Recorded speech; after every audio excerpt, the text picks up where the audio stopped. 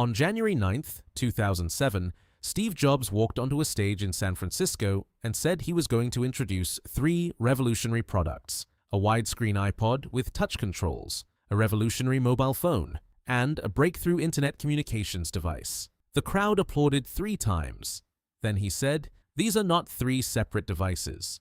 This is one device." And he held up a single smartphone. In that moment, every phone company on Earth became instantly obsolete, and most of them wouldn't understand it for another 2 years. What followed was the most successful product line in the history of consumer technology. 17 generations of a device that reshaped communication, photography, computing, navigation, music, banking, and daily human behavior on a scale nothing had ever matched before. This is every iPhone generation from 2007 to 2026, and by the time this video ends, you will understand exactly how a phone went from revolutionary to running artificial intelligence in your pocket. To understand why the original iPhone was so shocking, you need to understand what phones looked like in 2006. The best-selling phone in America was the Motorola Razr, a thin flip phone with a tiny screen and physical buttons. Nokia dominated the global market with devices running Symbian, an operating system so complicated that carriers had to hire people specifically to help customers use it. BlackBerry owned the business market with physical keyboards and push email. Research. InMotion's CEO, after seeing the iPhone announcement, publicly stated that it would never appeal to business customers because it lacked a physical keyboard. Every major phone manufacturer had spent years iterating on the same basic design: physical buttons, proprietary software, a carrier-controlled experience. Apple's radical insight was that the phone should work for the user, not for the carrier. The original iPhone shipped with no third-party apps, no copy and paste, no MMS, and no 3G data.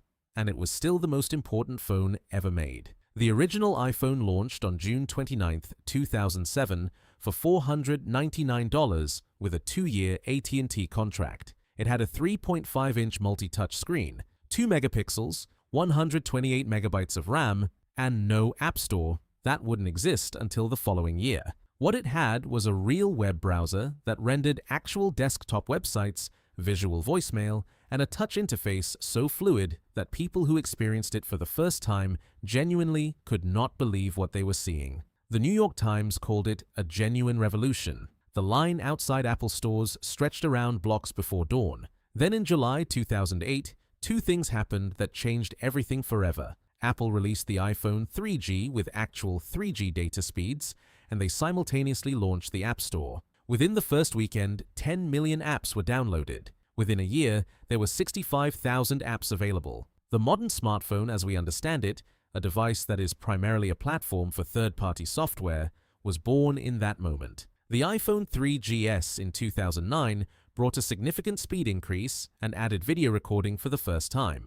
By 2009, there were 100,000 apps in the App Store and 2 billion downloads. The iPhone 4 in 2010 introduced a steel band around the edge and glass front and back, the Retina display with pixel density high enough that individual pixels became invisible to the human eye, and FaceTime video calling. The iPhone 4 also introduced Antennagate, a flaw where holding the phone naturally caused signal loss, which Apple addressed with a free bumper case after weeks of public mockery. The iPhone 4S in 2011 introduced Siri, the first AI voice assistant built into a mainstream consumer phone. You could ask it questions in natural language, set reminders, and send messages without touching the screen. It was imperfect, but it demonstrated something important. The phone was beginning to understand language. The 4S was also the last iPhone announced while Steve Jobs was alive. He died 2 days after the announcement, on October 5th, 2011. The 4S sold over 4 million units in its first weekend, a tribute as much as a product launch. The iPhone 5 in 2012 grew the screen to 4 inches and introduced the Lightning connector, replacing the 30-pin dock connector after 9 years. It also brought LTE data, which finally made the mobile internet fast enough to replace Wi-Fi in many situations. The iPhone 5S in 2013 introduced Touch ID, a fingerprint sensor in the home button that could unlock the phone in under a second. The iPhone 5C launched simultaneously as a plastic-bodied lower-cost version, Apple's first attempt at a budget tier. The iPhone 6 in 2014 was the biggest redesign since the 4, driven entirely by market pressure from Android's large-screen phones. The 6 launched with a 4.7-inch screen and introduced Apple Pay, contactless payment using the Touch ID fingerprint sensor. First weekend sales hit 10 million units, but the 6 also introduced Bendgate. The aluminum body could bend in pockets under pressure, following the same pattern as Antennagate, with public mockery followed by quiet material changes in future models. The iPhone X in 2017 was the most dramatic redesign in iPhone history. Apple eliminated the home button entirely, extending the screen to fill nearly the entire front. Navigation moved to gestures, swipe up to go home. Touch ID was replaced by Face ID, a 3-dimensional facial recognition system projecting 30,000 invisible infrared dots onto your face and processing the pattern through a neural network in a fraction of a second. The notch at the top containing the Face ID sensors became one of the most discussed design elements in consumer electronics history. The iPhone X cost $999, the first iPhone to break the $1,000 barrier, and it sold out immediately. The iPhone 12 in 2020 brought 5G connectivity, along with a flat-edge design echoing the iPhone 4 and 5. It also arrived with no charger and no earphones in the box.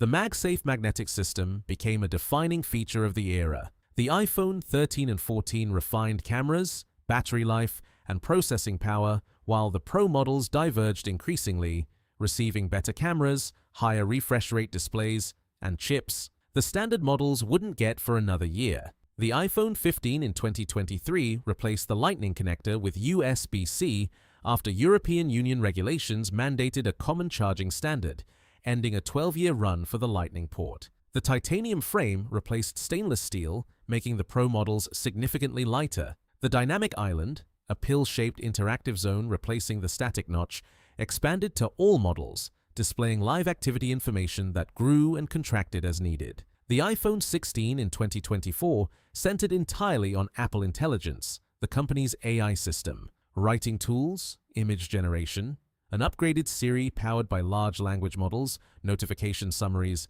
and email summaries represented the next fundamental shift in what a smartphone does. The phone was no longer just executing commands, it was beginning to understand intentions. As we move through 2026, the iPhone has reached a point of capability that would be incomprehensible to someone who bought the original in 2007. The camera outperforms dedicated cameras that cost thousands of dollars just 5 years ago. The processor is faster than most laptops sold 5 years ago. The AI built into the operating system represents a shift from a device that executes your commands to one that anticipates your needs. The original iPhone had 128 megabytes of RAM and a 400 MHz processor. Today's iPhone has 8 gigabytes of RAM, chips with dozens of processing cores and dedicated neural engines, and generates more computational output in 1 second than the original could have managed in several days of continuous operation. 17 generations. One product, the most successful consumer device in history, and by every indication, it is not done yet. From a device that couldn't send a picture message to a pocket supercomputer running artificial intelligence, that is 19 years of the iPhone explained. Next week, we go deeper into the technology that made all of this possible. Subscribe so you don't miss it. I'm Core, running at full capacity as always, and I will see you in the next one.